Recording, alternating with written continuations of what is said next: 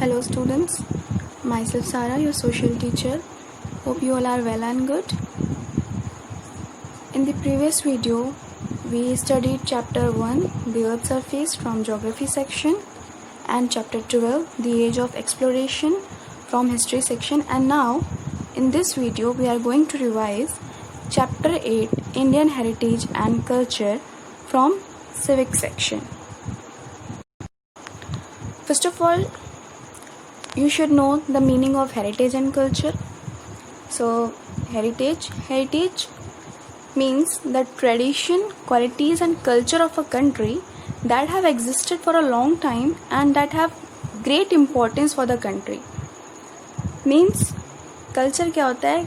Tradition, qualities and culture. किसी भी country का tradition, qualities और culture जो बहुत long time से उस country में exist कर रहा हो और वो कंट्री के लिए बहुत इम्पोर्टेंस रखता हो, उसे हम क्या कहते हैं? Heritage and culture.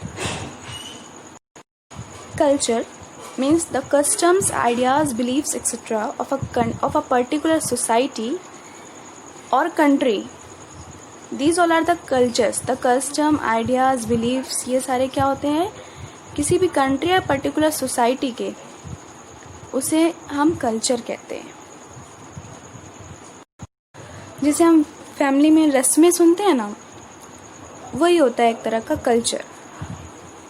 वो भी क्या है? रस्में भी हमारी क्या है? कल्चर में ही आती हैं.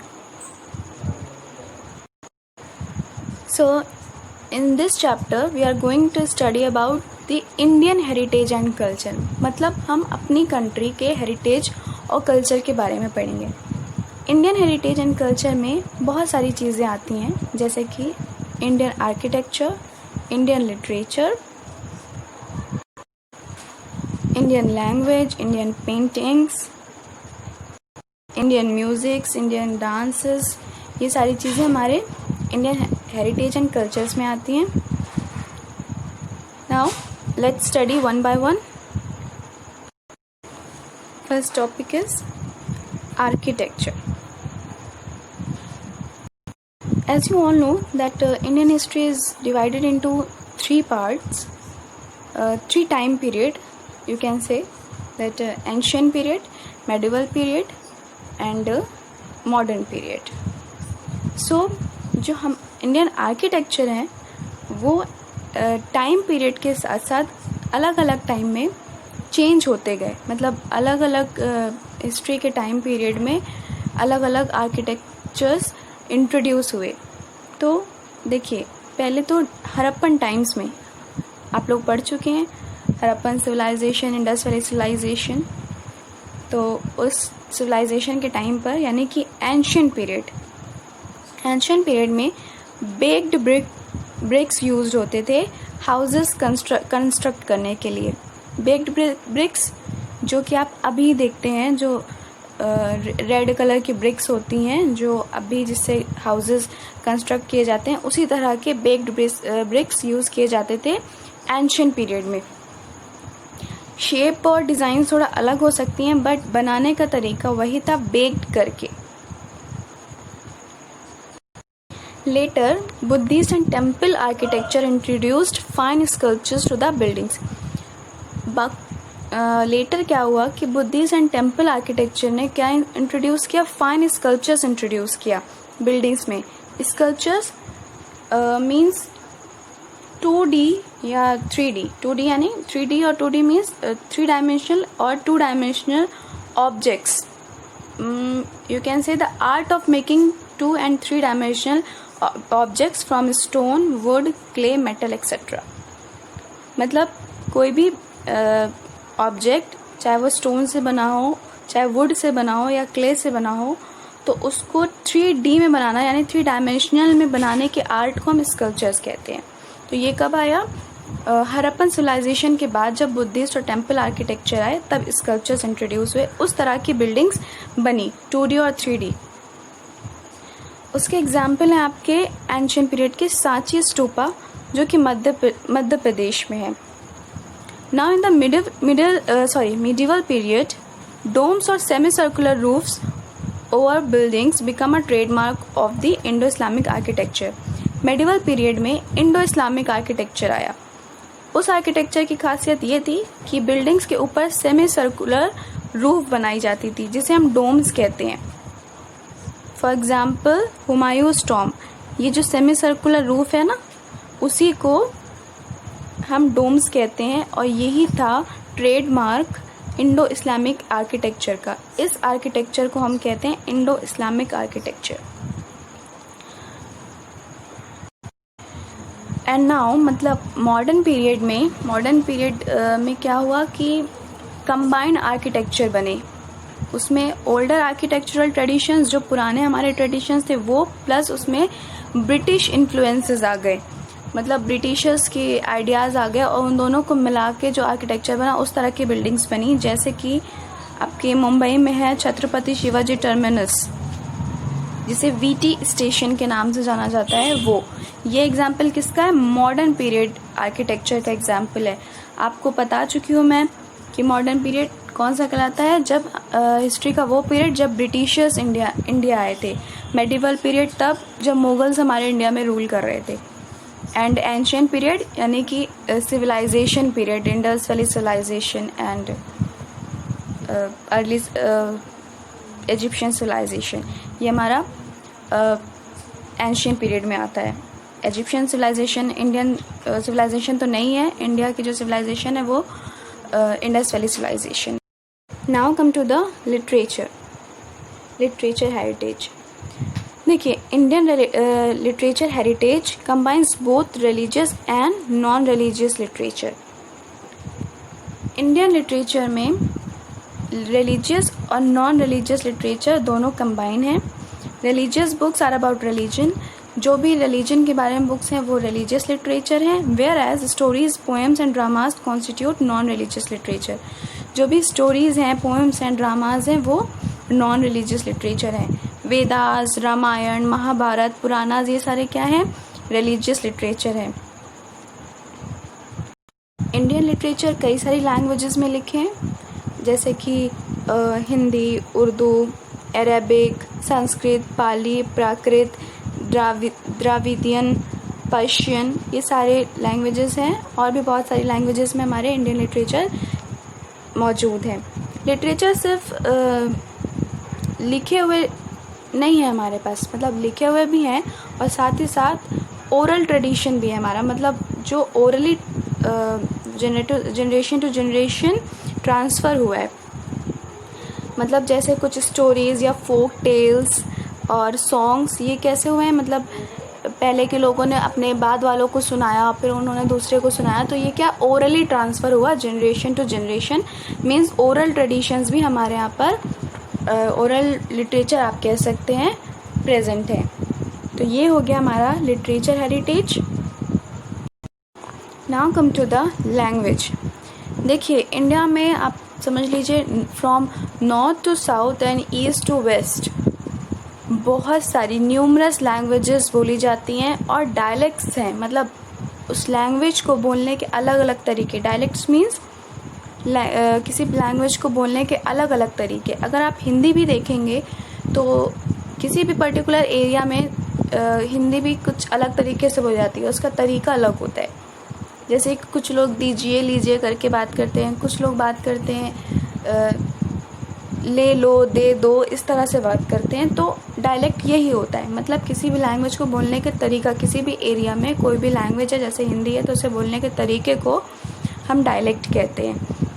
तो पूरी इंडिया के हर स्टेट में अलग लैंग्वेजेस यूज़ की जाती हैं एंड उस लैंग्वेज को का डायलेक्ट भी अलग अलग एरिया वाइज अलग अलग है। The Constitution of India recognizes 22 scheduled languages. Some of these are Assamese, Bengali, Gujarati, Hindi, Kannada, Kashmiri, Konkani, Malayalam and Manipuri. देखिए, इंडिया में तो बहुत सारी लैंग्वेजेस हैं, अप्रॉक्स 1500 आप समझ सकते हैं। बट उन सब को मेजर बड़ी लैंग्वेजेस से कंबाइन करके बहुत छोटी छोटी लैंग्वेज को, रीजनल लैंग्वेजेस को कंबाइन करके 22 लैंग्वेजेस को शेड्यूल्ड लैंग्वेजेस बनाया गया, जिसको कॉन्स्टिट्यूशन में लिखा गया। वो कॉन्स्टिट्यूशनल लैंग्वेज बन गई। और उसमें से एग्जाम्पल्स हैं जैसे असमीज़, बंगाली, गुजराती, हिंदी, कन्नड़, कश्मीरी, कोंकणी, मलयालम एंड मणिपुरी, उर्दू। ये सारी चीज़ें क्या है, ये कुछ एग्जाम्पल्स हैं 22 शेड्यूल्ड लैंग्वेजेस के। इसी तरह से बहुत सारी लैंग्वेजेस हैं, 22 तो हमारे कॉन्स्टिट्यूशन में ही मेंशन है, और उसके अलावा मैंने बताया अप्रॉक्स 1500 लैंग्वेजेस इंडिया में बोली जाती है। आप इसी से अंदाज़ा लगा सकते हैं कि हमारी कंट्री कितनी डाइवर्स है, कितनी ब्यूटीफुल है, जहाँ पे इतनी सारी लैंग्वेजेस बोली जाती हैं, इतने सारे कल्चर्स हैं, इतने तरीके के आर्किटेक्चर हैं, इतने तरीके के हमारे लिटरेचर हैं। इसीलिए तो कहते हैं India is the land of diversity. और एक चीज़ और क्या कहते हैं, India is the land of diversity in unity. Now come to the painting. देखिए, हज़ारों साल पहले जो केव में रहने वाले लोग थे, उन्होंने क्या किया, केव वॉल्स पे अपनी डेली रूटीन, वो जो कुछ भी करते थे उसको एक्सप्रेस करने के लिए पेंटिंग करते थे। और फिर बाद में क्या हुआ, मेडिवल पीरियड में फाइन मिनिएचर पेंटिंग इंट्रोड्यूस हुई। मिनिएचर किसी भी चीज़ का स्मॉल कॉपी, जो कि बहुत बड़ी चीज़ है उसका स्मॉल कॉपी बनाना, वो होता है miniature. These paintings are much smaller than normal paintings but are highly detailed। ये जो पेंटिंग्स थी मिनिएचर पेंटिंग, वो बहुत ही जो ऑब्जेक्ट जो बड़ा होता है उसका बहुत ही स्मॉलर पार्ट, मतलब स्मॉलर साइज होती थी, बट वो हाईली डिटेल्ड होती थी, उसमें बहुत सारी डिटेल्ड होती थी। मॉडर्न टाइम्स में और भी तरह के पेंटिंग स्टाइल डेवलप हुए। हमारे कुछ वेल नोन पेंटर्स हैं Raja Ravi Varma, Abanindranath Tagore and Amrita Shergil. Next topic, Indian music. देखिए, हिंदुस्तानी एंड कार्नेटिक म्यूज़िक क्या है, हमारे मेन फॉर्म्स हैं क्लासिकल म्यूज़िक के, जो बहुत पहले से चला आ रहा है। कौन सी है, Hindustani and Carnatic musics. Instruments such as tabla, sitar, flute and sarod are used while playing classical music. जब क्लासिकल म्यूज़िक हम प्ले करते हैं तो हम कौन कौन से इंस्ट्रूमेंट्स यूज़ करते हैं, tabla, sitar, flute and sarod. India has also a rich traditions of regional musics that includes tribal and folk musics. देखिए, अलग अलग रीजन्स में हमारे पास बहुत सारे रिच ट्रेडिशंस हैं, हमारे बहुत सारे रीजनल म्यूजिक्स भी हैं, जैसे कि ट्राइबल और folk musics. Folk music is played while celebrating the harvest और major events in life such as birth and marriage. Harvest के टाइम पे फोक म्यूजिक्स प्ले की जाती है, या फिर कोई मेजर इवेंट्स हो जैसे कि बर्थ हो, मैरिज हो। और कुछ फोक म्यूजिक्स और रीजनल म्यूजिक्स हमारी हैं लोटिया, जो कि राजस्थान में फेमस है, रसिया गीत उत्तर प्रदेश की, मांडो गोवा की, वरी तमिलनाडु की। Now come to the dances. Classical dances of India follow the laws of dance laid down in an ancient book called the नाट्य शास्त्र।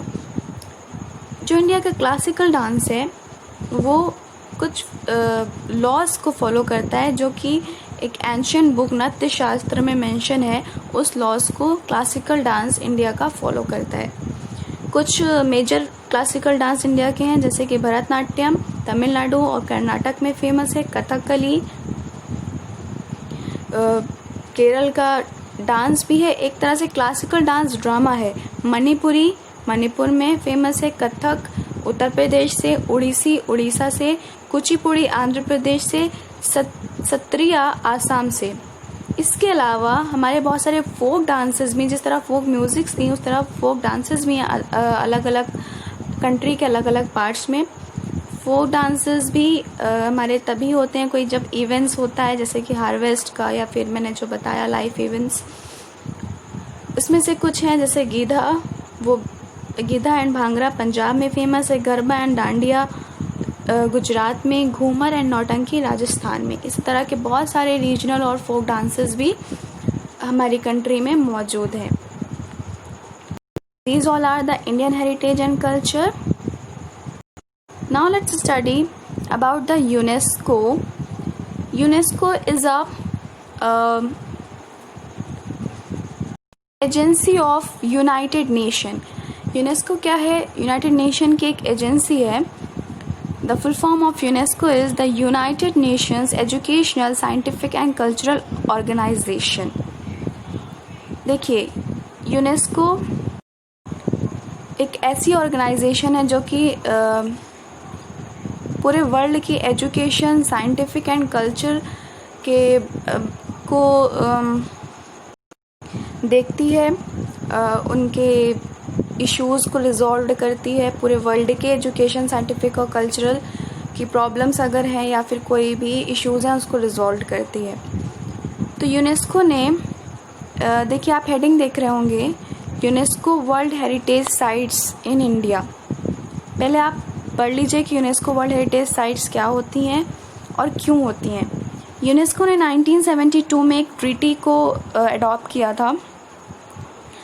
वो था इंटरनेशनल ट्रीटी था जो कि वर्ल्ड हेरिटेज और कल्चरल साइट्स को प्रोटेक्ट करना उसका काम था। मतलब उस ट्रीटी में ये था कि यूनेस्को क्या करेगा, वर्ल्ड की जो भी हेरिटेज और कल्चरल साइट्स होंगी उसको प्रोटेक्ट करेगा और प्रिजर्व करेगा। तो यूनेस्को का यही काम है, वर्ल्ड में किसी भी कंट्री में जो भी हेरिटेज और कल्चरल साइट्स हैं उनको प्रोटेक्ट करना, आइडेंटिफाई करना, प्रोटेक्ट करना और प्रिजर्व करना। तो हमारी कंट्री में भी बहुत सारी यूनेस्को की वर्ल्ड हेरिटेज साइट्स हैं। पहले यूनेस्को क्या करता है, उसके बारे में आइडेंटिफाई करता है कि क्या क्वालिटीज़ हैं, कितने साल पुराना है, उसके बाद उसको प्रोटेक्ट करता है और प्रिजर्व करता है कि हमारी आगे वाली जनरेशन भी उसे देख सके।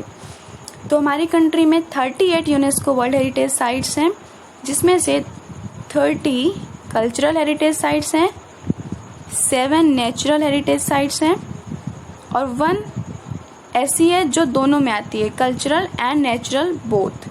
और वो साइट कौन सी है जो दोनों में ही आती है, कंचनजोंगा नेशनल पार्क। कुछ हेरिटेज साइट्स जो वर्ल्ड हेरिटेज साइट्स हैं, यहाँ पर पिक्चर्स आप देख सकते हैं, जैसे कि Kaziranga national park and Chhatrapati Shivaji terminus, जिसे वीटी स्टेशन के नाम से जानते हैं, मुंबई में है।